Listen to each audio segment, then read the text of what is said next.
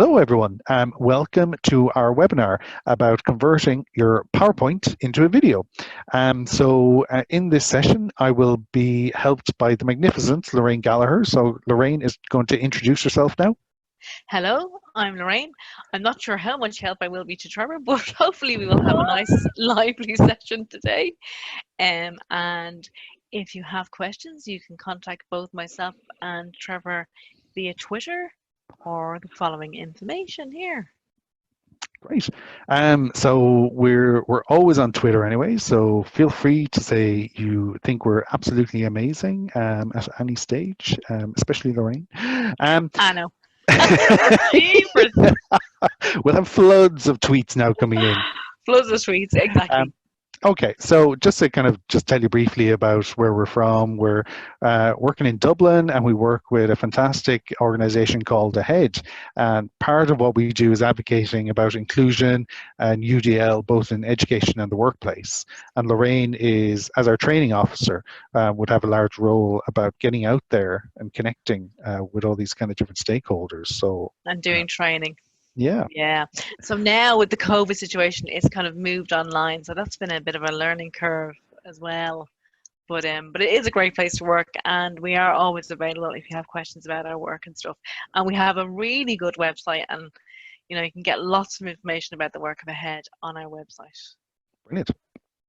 Okay, so just to kind of cover what we're going to introduce you to in this session, we're going to put a little bit of context first on the nature of video in UDL and in education.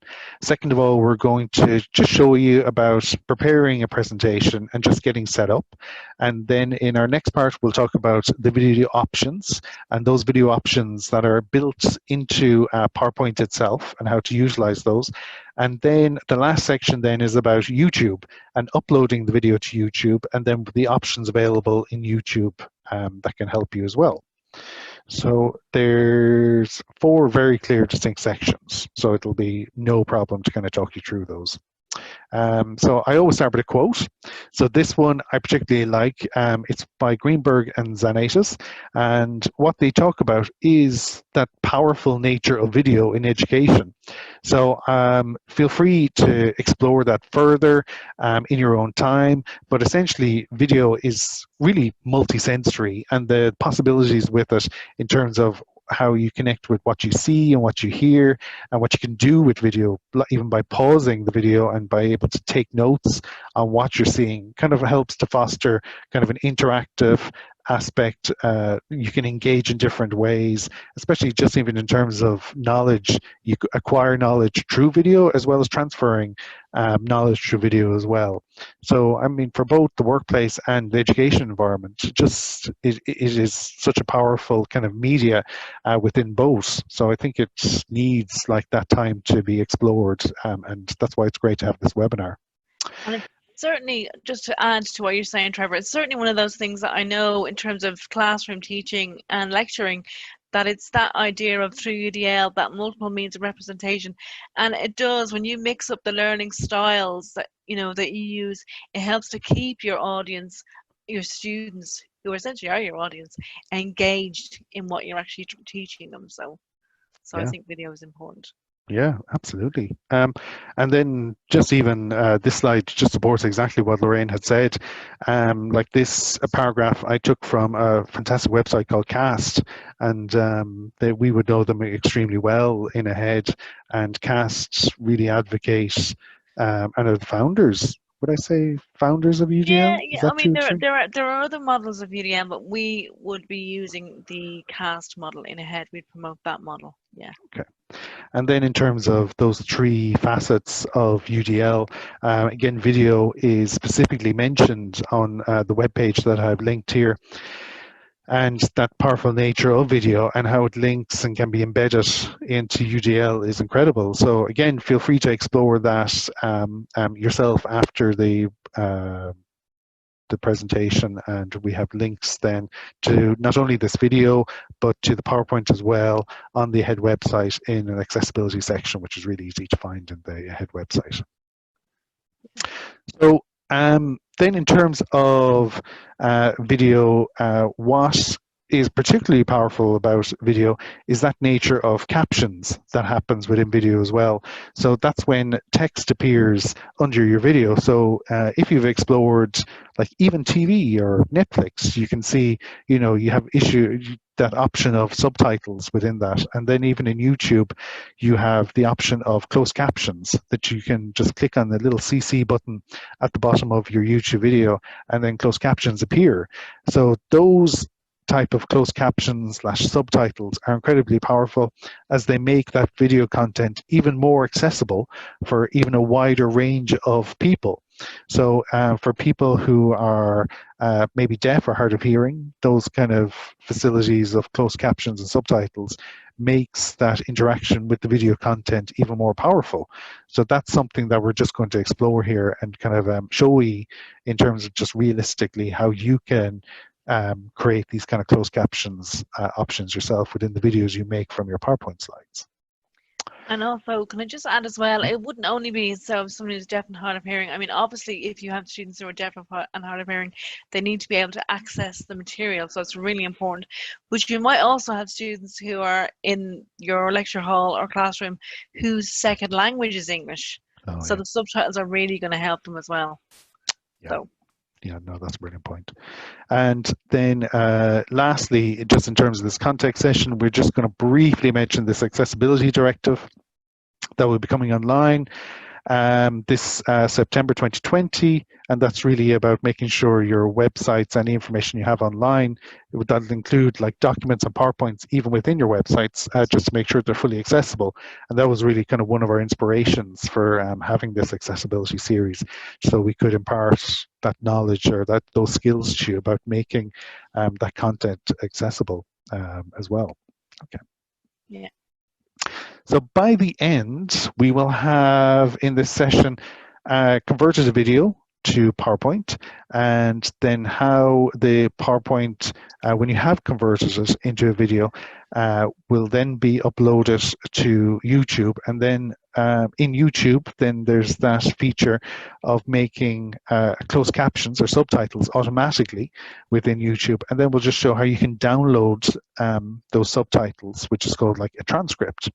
So particularly powerful in education. So if you as an educator this September are going to be teaching online and having your class recorded, that video then, if you upload it to YouTube, that means you'll have the option of allowing YouTube to generate closed captions automatically from that, and then you then can download the transcript of that and then edit it if there's any amendments that need to be changed, which is particularly powerful. And again, having that transcript of the video is useful to students in so many ways, because students may prefer just reading the information rather than seeing it.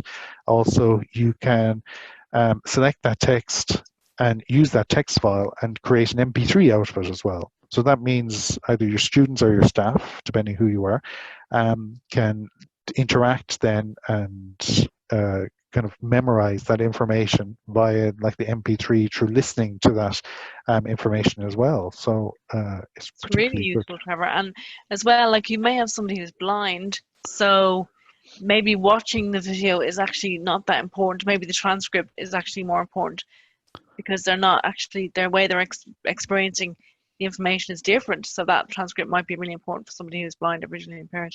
Yeah, absolutely. Well, no. Yeah.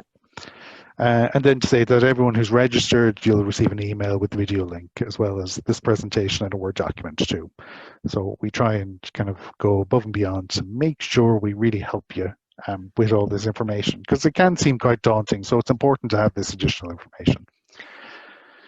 So we're into stage 2. So preparing the presentation. So what we've already covered that in previous webinars. So basically the top tip is to use the tool that we covered is particularly in the first and the second webinar, which is the accessibility checkers. So if your accessibility checker is used, then that should highlight quite a few kind of issues that can arise. So feel free to just look back at our first and second webinar about that kind of that particular feature. So let's assume that we have checked this PowerPoint and that it is clear of any kind of issues. So like alternative text for images, there's proper headings, that all the text here is kind of broken down into bullet points, so there's no huge chunks of information.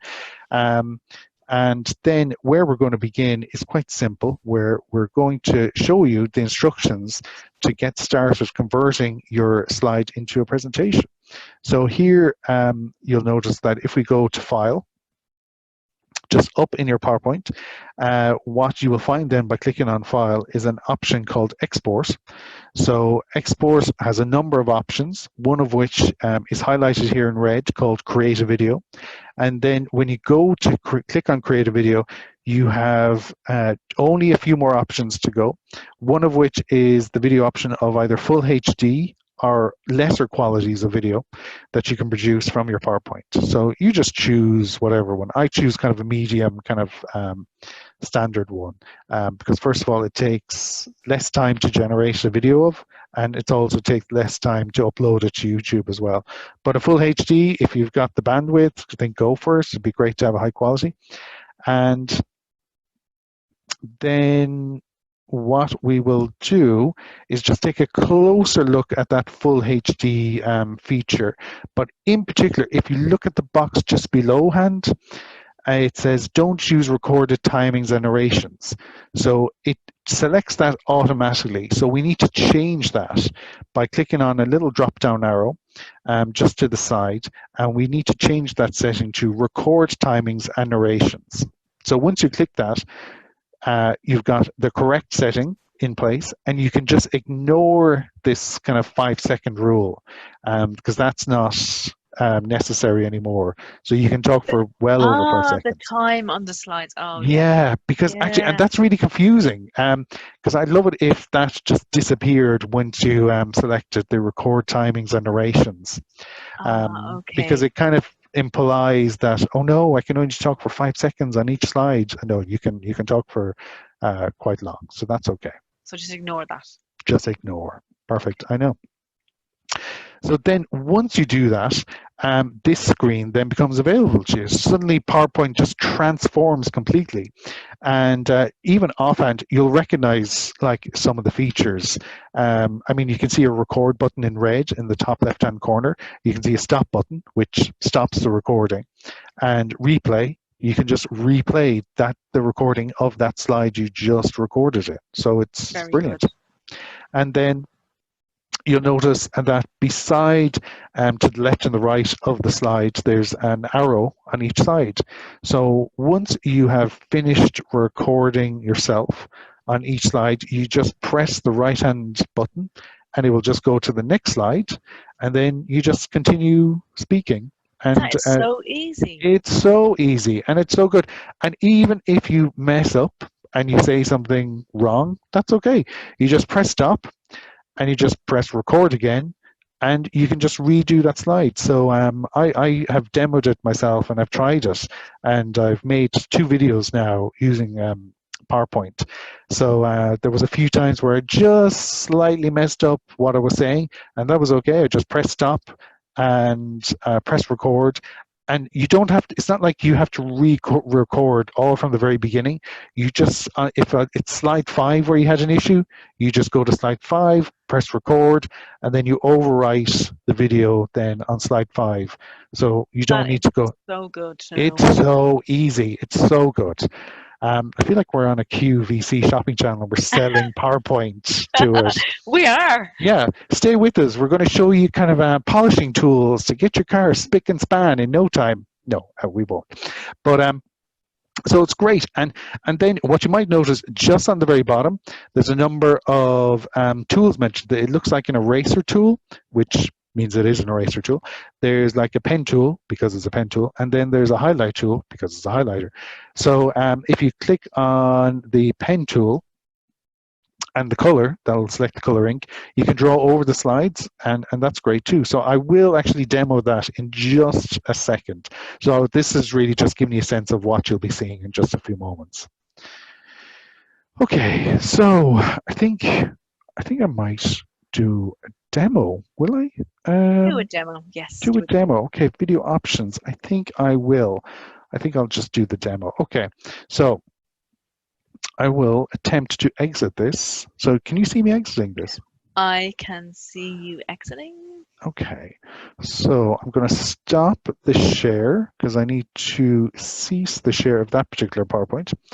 And I'm going to go to a PowerPoint that I have specially prepared. This is like the cooking channel. Yes, here's one I made earlier. Okay, so can you see that? I can see this, yes. Okay, great. Sorry, I just have to move a few screens around so I can get my options from beginning. Okay, so you should be able to see that full screen now? Yeah. Great. Okay, so why are my controls not showing? Okay, they're showing. Okay, so I'm just going to exit my full screen. I'm just going to show you very briefly how to access those instructions I mentioned earlier. So if you click on File, here in File, then you will see the option Export. Then in Export, you'll see the option Create a Video. And here I've selected Standard Video, but you have a few options. Standard is the lowest quality, and just for the sake of this demo, I'll choose that option. And then for this option, please make sure you click on Record Timings and Narrations. Okay, here we go. So now that we're in this screen, we can see this record button, which is a big red button in the top left-hand corner. So what I'm simply going to do is press record. 3, 2, 1. Hello, this is Trevor. I'm recording. Welcome to my presentation called Lights, Camera, Presentation. So I've just finished the narration for this particular slide. So you might be able to see, but there's an arrow just on the right-hand side, and I'm going to click that arrow, but you'll be able to see it when you try this at home. So the slide has moved. Lorraine, has the slide moved to the next one? So it says, where do I begin? Great. Well, that's it. Yeah. So it's still recording. So I just read the slide title, let's say, where do I begin? And all I'm just going to do is talk about the instructions about how to open my PowerPoint presentation, where I need to click saying file, and so on. And then I'm going to click that right button on the right-hand side again, like a little arrow. You might be able to see it, but I showed you in the slide just a few minutes ago that it's there. And here we go. Then we're at this stage. So I'm just going to press stop. Okay, so now we have stopped recording, which is great. And there's a few options just down on the bottom right-hand corner that you might be able to see for the sake of this demo, but there's a camera option, which means I could pop a little video of myself in the right-hand corner. So if you want to make a video of yourself within the video that you're making, I think that would be a good idea, because if there's a few people, say in your class, who'll be watching this video, it's always a great idea to have a video of a person within the video. First, I think it makes it a little bit more personable. And second of all, if you do have people who are hard of hearing and who may be able to lip read, it's also a really good option as well to have that feature. So I'm going to click on stop. And then I'm going to exit this. Okay. So can you see that screen? So you've gone back to create video. Yeah. Create video. Screen, cool. Yeah. So now I just click on the create video button. Brilliant. Okay. Yeah. And it's called pre-test. I think, actually, can you see yeah, it? Yeah, it is called pre-test, yeah. Okay. So I'm just going to save it to my desktop. I'm going to call it, I'm going to click save. So now I can see, actually, can you see that down at the very bottom, Lorraine? There's a little meter slowly moving upwards called creating video pretest, MP34. Oh, yeah, I can see it down there. And the meter's just moving. Yeah. So it's telling me it's halfway through making the video. So in just a few moments, what we just recorded will be available to us on the desktop, and I'll know what it's called. So in the meantime, I'm just going to minimize this. Okay, I'm just going to click stop share. It's always a good time to stop share. And then I will see that on my desktop that there's a video created. Fantastic. Okay, so I'm just going to go back to my first presentation. So just give me one moment to share that. Great. Oh, fantastic. Okay. I feel like There I'm it is. It's back on track now. You are. Okay, so that was a very quick demonstration of just some of the features within creating a video, but you'll be a lot braver about what features you try using the marker and all those kind of options. So what we'll do is just explore those video options that are available. So we need a YouTube account, specifically a Gmail account, because YouTube is linked to your YouTube. So so for this particular purpose, I actually started a new Gmail account because I just want to see what it's like for people when they start a new Gmail account. Ah, very good, yeah. And it was a really good idea to try it because there was a few things I didn't realize because it's years and years since I made a new YouTube account. But I shall get to those in just a moment. So when I get into my new YouTube account, I have this little gray video icon that I have a screen grab up on the top, and it's like a video with a plus sign. So when I click on that, the option upload video appears. And then when I click on that, this gray circle becomes visible. So I just grab the video from my desktop and I just drag it over that circle. Very good. Yeah.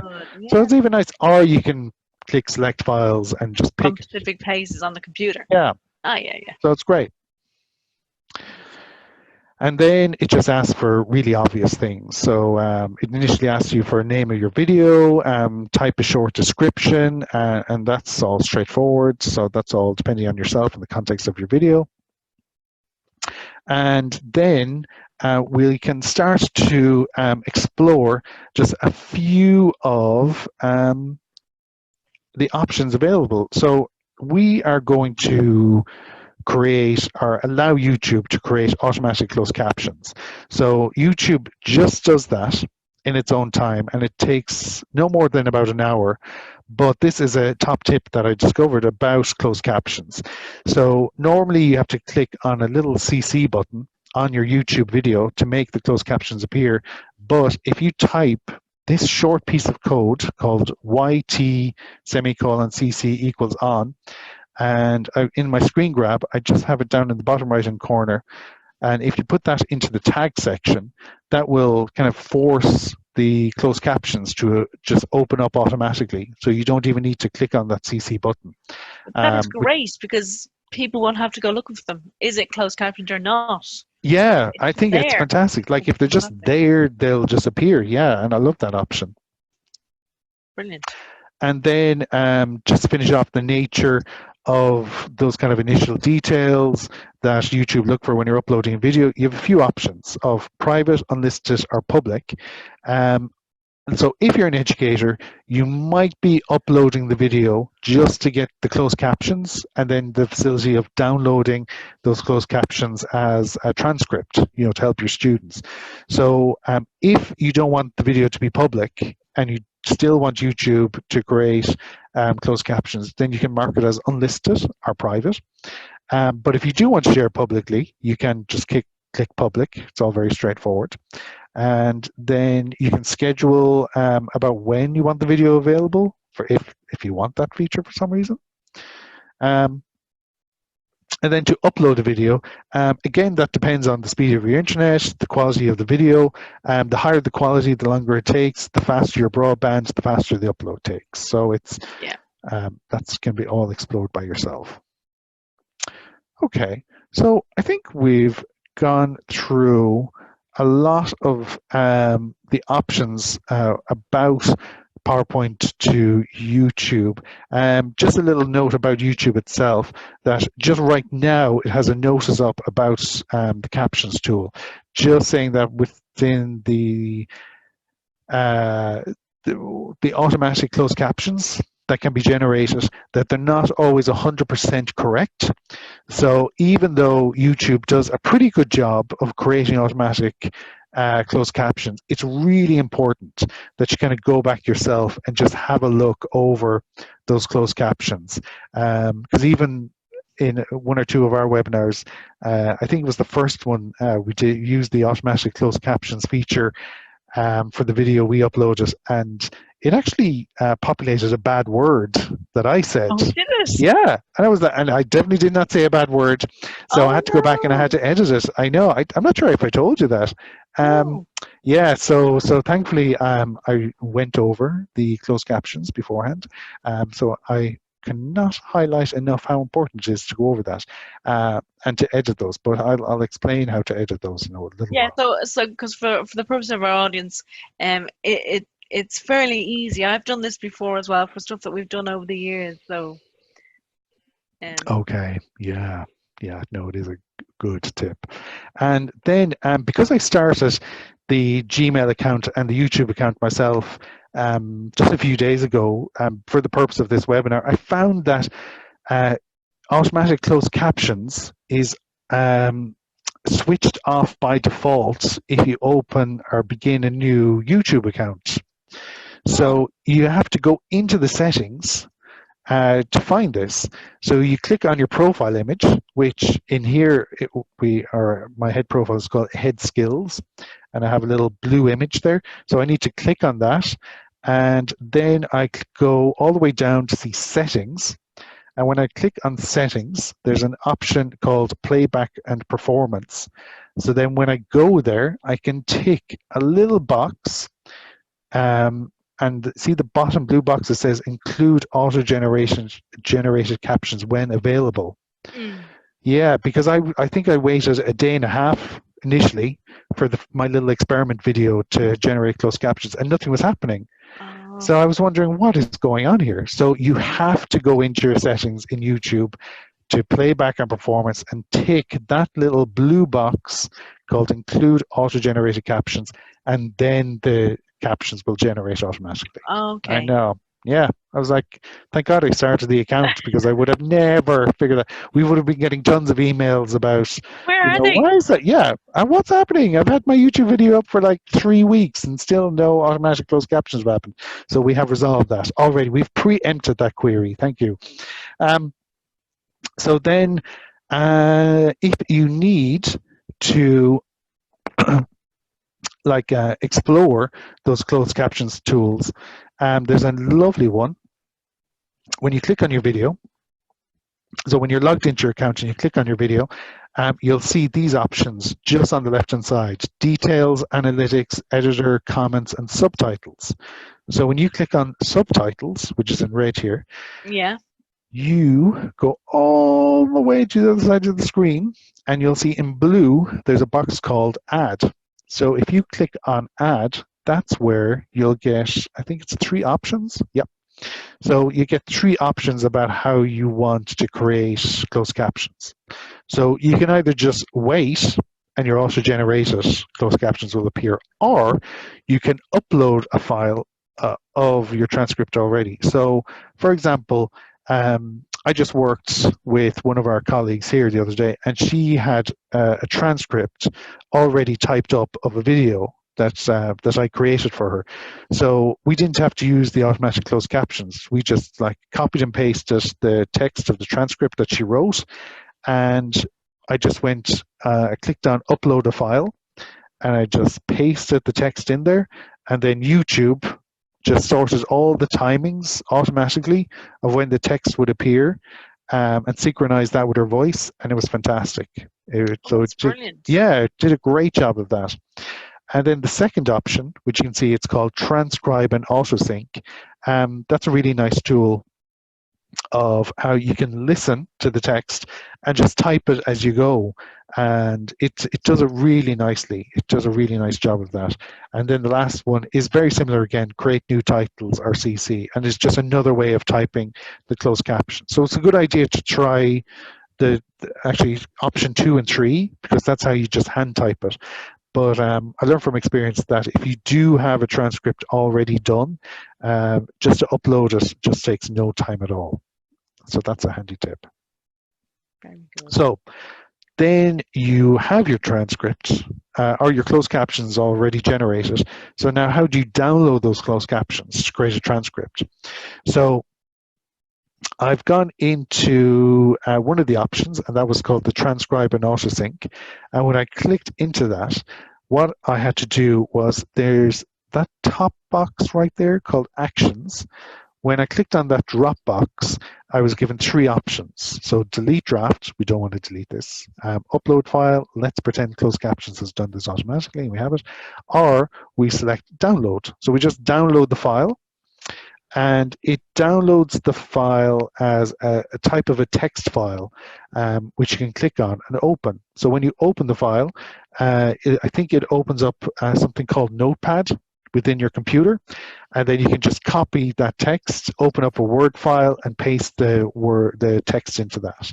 And then you've got like your Very transcript. good. Yeah, so it's nice. So let's say that as an educator, you did your hour-long class and you recorded your class. Maybe you're on your LMS or your VLE, and then you're left with your recording, your MP4 video file.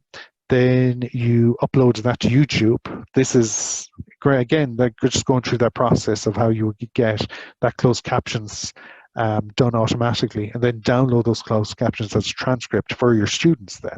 So it's a fantastic tool as well. So that's it. That's our session in a gist. And I have a little question for you, Trevor. Right. I'm sure somebody is going to be looking at this going, they never said what version. So what yes. version of PowerPoint is this in? So it's the version 2016 upwards.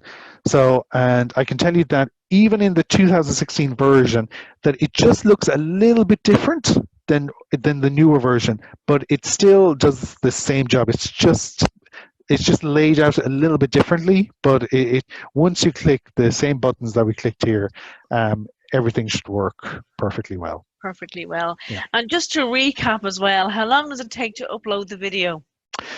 To upload the video depends on the quality of the video. So if I generated a HD video of my presentation, that would take, first of all, a long time for PowerPoint to generate that into a video. Then it would take a little bit of time to upload it then to YouTube as well. So I would, for the sake of giving a non-answer, I would explore my options. Like you've even tried it out here, like, chances are you already have maybe a gazillion PowerPoints already at your beck and call. So pick any one of them and just go through the steps that we did today. Go to File, then Export, then Create a Video, and just try it out. Just sit while you're sitting on your sofa and see what it's like to present the video, get a feel for it, how long it takes. If you do click on the HD option, how long it takes to generate the file from that, and even upload the video as well to a YouTube account. If you don't have a YouTube account, you can make just a specific YouTube account. So start with a Gmail account, call it like My Teaching Class of 2020 or my COVID email at gmail.com. I don't know, you might want to call it something. And then from there, start your YouTube.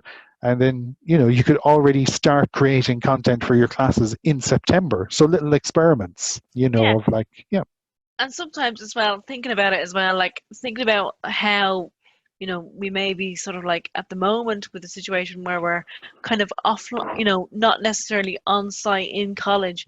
So think about the length of your presentation. How long do you think the students are going to sit and watch you?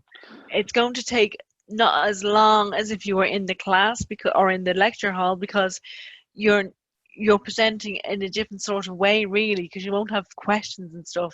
So the length of your presentation may be different as well. So just kind of keep those things in mind, I think, as well.